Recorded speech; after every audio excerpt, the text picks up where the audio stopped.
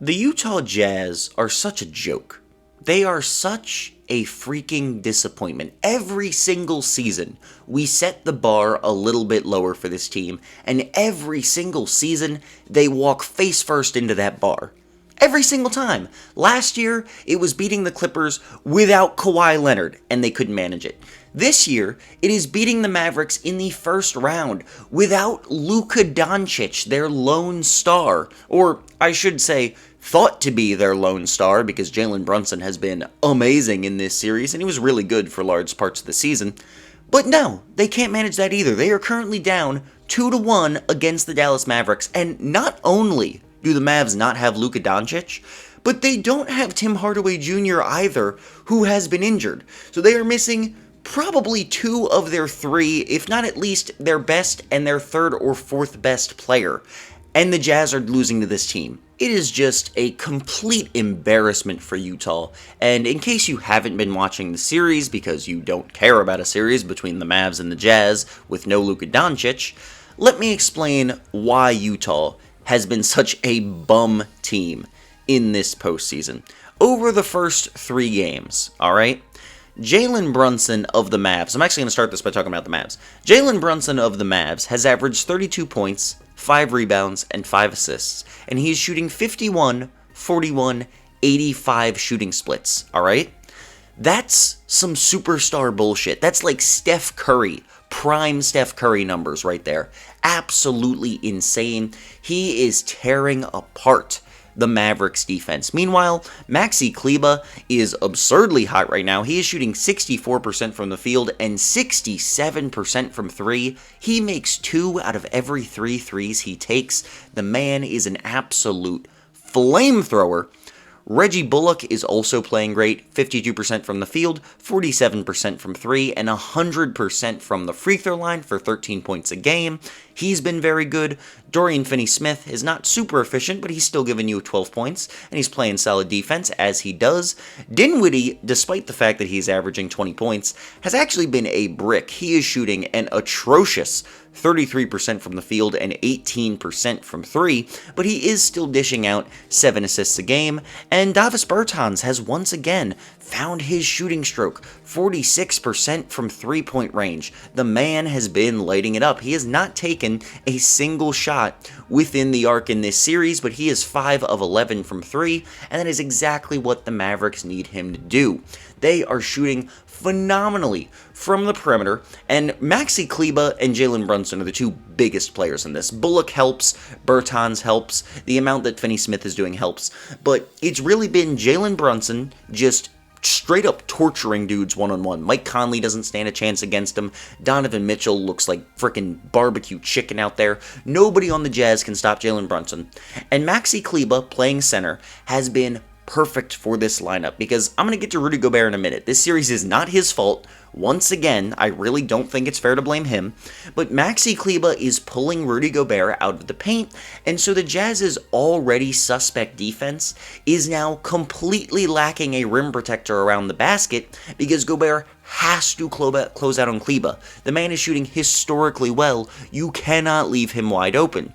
As a result, the Jazz are getting freaking torched. I'm not sure what the Mavericks are averaging across these 3 games, but they've scored at least 110 points in the last 2 games, 126 in game 3, which is crazy. They only scored 93 in the first game, and that's the game they lost. So if they keep shooting like this, they're going to keep beating Utah, presumably. And LUKA might come back for game 4. Is the real crazy part. They are missing their best offensive player. Now, they may play slightly better, like, team basketball. They may have better motion offense without LUKA out there, but he 100% improves this team. He's another guy who can shoot. He's another guy who can play make really, really well, and he just kind of does everything. He's a legitimate superstar. You know who LUKA DONCIC is. You know what he does. He is not going to change things in the Jazz's favor. This isn't like a Ben Simmons coming back situation where the dude could actually hurt the team by returning. LUKA is 100% going to make this Mavericks team better when he returns, and the Jazz are screwed because their perimeter defense is awful. Looking at this lineup, I mean, gosh, nobody on this team plays any defense. Bogdanovich, bad defender. Donovan Mitchell, Jordan Clarkson, terrible defenders. Mike Conley, since he's gotten to Utah, bad defender. Rudy Gobert is a phenomenal defensive player. He deserved to win Defensive Player of the Year once again this season. I still can't believe Marcus Smart won worst Defensive Player of the Year selection in NBA history. Yes, I'm serious. Rudy Gobert really should have won it. If you look at the stats and stuff, he holds opponents to incredibly low shooting splits, even when he gets switched out to the perimeter, because he is so good at positioning himself correctly and using his incredible length to block and deter shots. Rudy Gobert is amazing. He is the only reason that this is not the worst defensive team in the entire NBA, but when you drag him out of the paint with a three-point shooting center like Maxi Kleber, your defense has nothing left. They have nothing left. Royce O'Neal is a decent defender off the bench. Hassan Whiteside is absolutely atrocious on both ends of the floor. I don't know how the Jazz ever thought he was going to solve any of their problems. And when you come back to the offensive end, they're not doing that great either. Bojan Bogdanovic, I'm sorry, I know I'm saying his name incorrectly, one of those ways at least. He's probably been their best offensive player, 60% from the field, 41% from three, 92% from the free throw line for 25 points. He's been a monster, alright? Defensively, he's still bad, but on offense, he's been a monster. Donovan Mitchell is not having a very good series. I know he leads the entire playoffs in points per game, but he's averaging 33 points and 6 assists on 41% shooting and 25% from three. He's taking 8 threes a game and he's shooting 25%. That is atrocious. The man gets true trigger happy sometimes, and we're seeing it right now. He is helping shoot his teams out of games. I have been saying this for like 3 years, and people keep telling me, no, Donovan Mitchell, he has to do all this crap, blah, blah, blah. No, he doesn't. Just give the ball to Bogdanovic. You don't need to do that. Jordan Clarkson is having a very good offensive series. 63% from the field, 44% from three, 100% from the free throw line, 15 points a game. Give him the ball some more.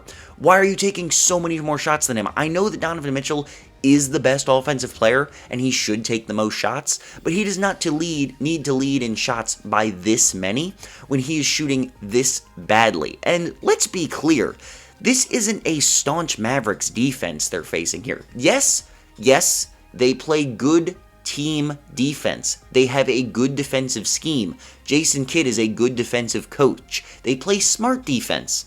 But in terms of actual talented, capable defenders, the Mavericks have Reggie Bullock and Dorian Finney-Smith, who are both good defensive players, but neither of them are quite all defense level players, and there are plenty of guys on this roster you can target, specifically Davis Bertans and Spencer Dinwiddie. These guys are not good defensive players on their own. You can absolutely target them. So why Donovan Mitchell is shooting this badly from the field, and especially from three, just baffles me. Mike Conley is not playing well. We're kind of used to this from him since getting to Utah. I really thought he was going to be great for this team when he first got traded here, but he has looked like a bum ever since showing up on the Jazz. And Rudy Gobert, he's not getting it done on offense. He turns the ball over a lot. There's a bunch of memes going around for him with his offensive game and like how much the ball gets taken out of his hands.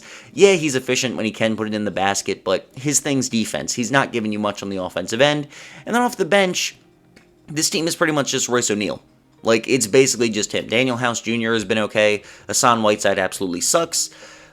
This is not an especially deep team. So when your starters are not shooting well, like Donovan Mitchell, and they're not playing any defense, yeah, the Mavericks are going to keep winning games. And it's just so funny to me to see this team. Because, once again, I try to give this team the benefit of the doubt every single season. Last year, Kawhi goes out with injury. I said, look, they can't lose this now. There's no way they lose this series. And when they do, they lost. This season, no LUKA Doncic. I said this is a godsend for the Dallas Mavericks. This is their chance to win the first round series. And if they can use this series to get their shit together, maybe they can put up a competent performance against Phoenix. I really thought this team had a chance against the Phoenix Suns. Like a healthy one, not one without Devin Booker, who are getting pushed by the Pelicans right now. I can't believe in this team again. This has been the final straw for me. I will never again take the Utah Jazz in a series until I actually see them accomplish something in the playoffs. Never again. I'm not falling for this shit one more time. It's gotten me every year. Never again. The Utah Jazz are a joke. I really do believe they need to blow it up. Their perimeter defense is terrible. Trade Rudy Gobert somewhere else, somewhere he will be appreciated, because people clowning on him in Utah, he really deserves more credit for being this good of a defender. I really think he should go to Dallas, personally. Play Maxi Kleber at, like, power forward. You can do that these days. The Cavs do it with the two big lineup. You got a three-point shooting dude. I would love to see him on another team where he can get some praise and get some frickin' perimeter defense. I don't know what you have to do in Utah, but clearly, what they have been trying for the last several years is not working. Give up, move on, and just hope and pray that this franchise gets it together, because they have been nothing but a disappointment these last couple seasons.